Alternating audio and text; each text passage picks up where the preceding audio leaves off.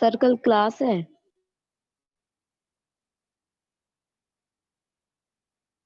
अब आ रही है आप लोगों को वॉइस? यस सर, आ रही है।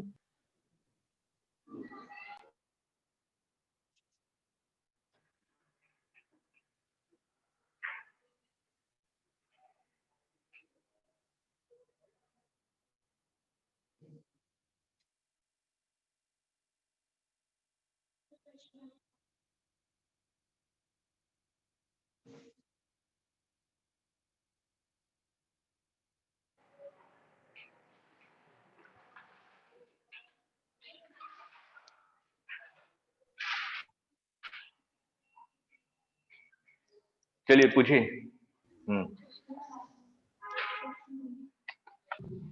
सर सेक्शन बी का 4th।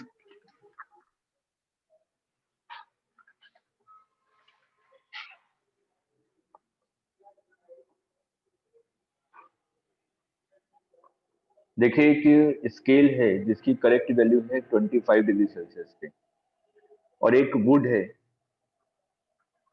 उसको हमें मेजर करना है इस स्केल से, और टेम्परेचर है 10 degree Celsius. The reading of scale is 30 centimetre on the real length of wooden piece. Real length क्या होगी? सिंपल सा क्वेश्चन क्या है कि मैंने कहा कि आपके पास एक स्केल है, ये एक्चुअल रीडिंग देता है 25 डिग्री सेल्सियस पे, ठीक है। ये 25 डिग्री सेल्सियस पे आपको क्या दे रहा है? एक्चुअल रीडिंग दे रहा है। मैंने इसको यूज किया 10 डिग्री सेल्सियस पे और एक वुड की लेंथ को मेजर किया। ये वुड है, वुड की लेंथ को इस स्केल से मेजर किया, तो ये जो स्केल रीडिंग देगा वो वुड की रियल लेंथ से ज्यादा होगा कि कम होगा?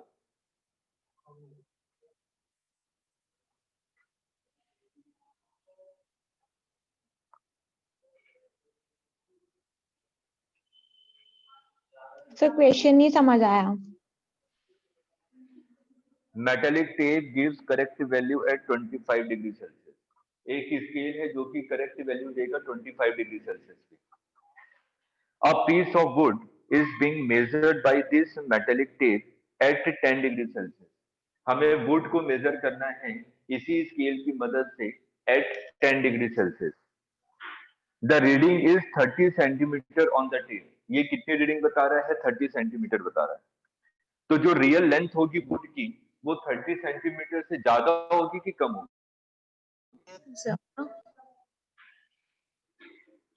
ज्यादा।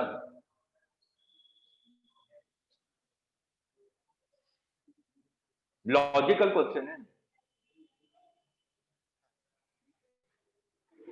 वैसे इसको मैं पढ़ाऊंगा आखिरी में, थर्मल एक्सपेंशन का टॉपिक है ये स्केल का।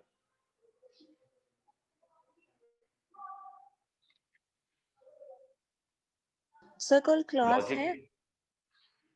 नहीं, सिर्फ डाउट सेक्शन है बस। Sir timing? 1 से 2 है आप लोगों के लिए, और जो ऑनलाइन वाले हैं उनके लिए 11:30 से 12:30।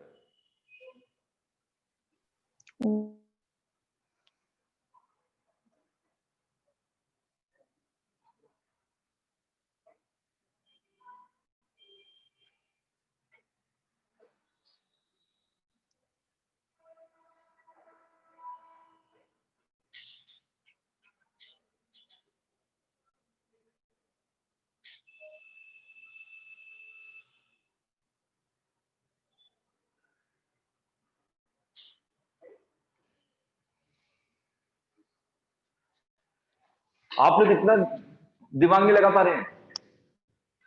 ये तो सिंपल, ये आपको पता है कि अगर टेम्परेचर इंक्रीज करूंगा तो थर्मल एक्सपेंशन के कारण स्केल की लेंथ बढ़ जाएगी ना, कॉमन सेंस, ठीक है। अब मैंने टेम्परेचर डिक्रीज किया तो स्केल की लेंथ कम हो गई ना।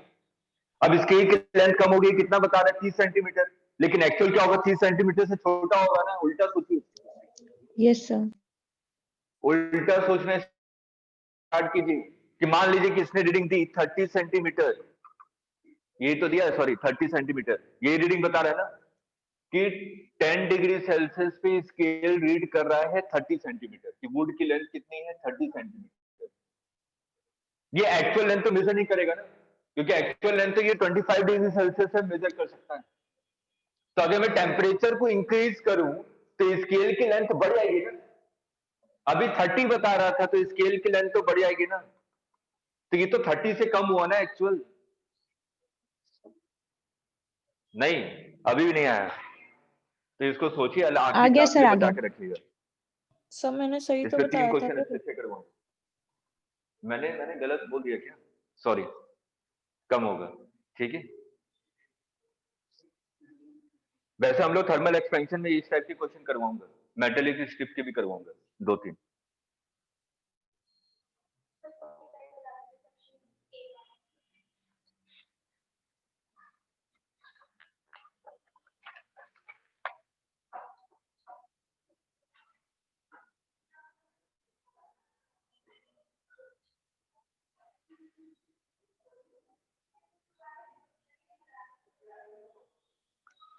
Heat radiation is directly proportional to T की power 4 और T is inversely proportional to lambda। Value put करके निकाल दीजिए। ये तो रेशियो पूछ रहे P1/P2 क्या होगा। सर आइसोथर्मल कंप्रेशन क्या होता है? अच्छा, एरिया भी आएगा। आइसोथर्मल कंप्रेशन अभी हम लोग पढ़ेंगे, अभी तो स्टार्ट किया है थर्मोडायनेमिक्स। अच्छा, तो फिर ये क्वेश्चन छोड़ दे।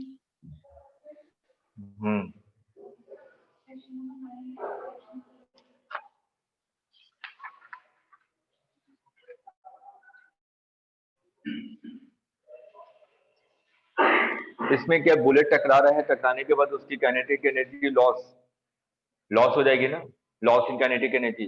उस लॉस इन काइनेटिक एनर्जी का 50% वो हीट दे रहा है आइस को। तो Q is equal to MS delta T। आ गया था? सर 15।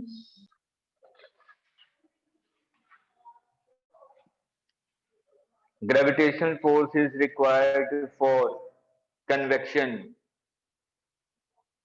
क्योंकि कन्वेक्शन में पता है कि जो भी मीडियम के पार्टिकल्स होते हैं वो मूव करते हैं, और मीडियम के पार्टिकल्स का अगर ग्रेविटेशन फोर्स ज्यादा है तो कन्वेक्शन तो तभी लगेगा ना।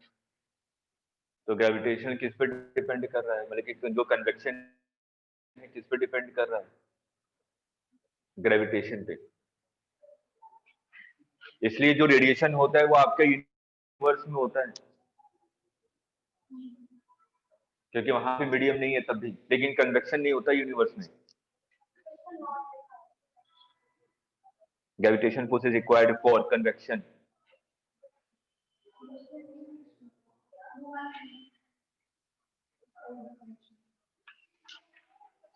चलिए ठीक है, जो बचे हुए क्वेश्चन हैं कल जो आप लोगों के लिए डाउट सेशन है उसमें आप लोग पूछ लीजिएगा, ठीक है, जो भी क्वेश्चन बचे हुए हैं, लेकिन इसको कर लीजिएगा, ठीक।